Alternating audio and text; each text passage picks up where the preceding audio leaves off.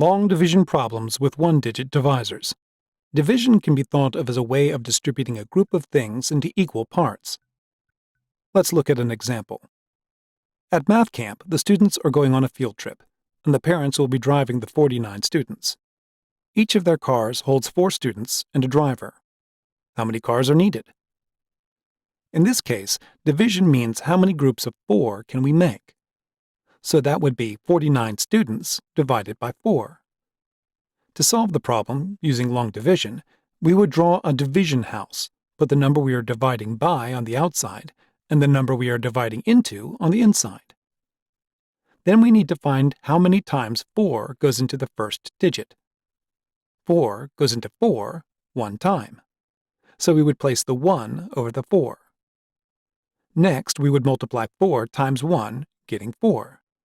We would put that under the number we divided into and subtract, getting 0. Then we bring down the 9 and see how many times 4 goes into 9. Well, that would be 2, and 2 times 4 is 8. We subtract 8 from 9, getting 1 left over, which can be written as the remainder equals 1. So, how many cars do we need? Well, if you said 12, then one of the students would not have been able to go on the field trip. So 13 cars are needed to get all of the students there. To remember the order of the steps when dividing, one of my students made up this phrase: dogs make snakes cook barbecue.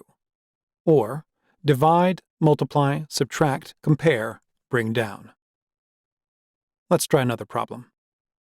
24,172 divided by 8. Vol and L are going to do this problem 2 slightly different ways. You should use the method that makes the most sense to you. The first thing we notice is that 8 does not go into 2. So the first step would be to divide 8 into 24. It goes in 3 times. We would put the 3 over the 4 to show we divided into 24. 3 times 8 is 24. And 24 minus 24 is 0.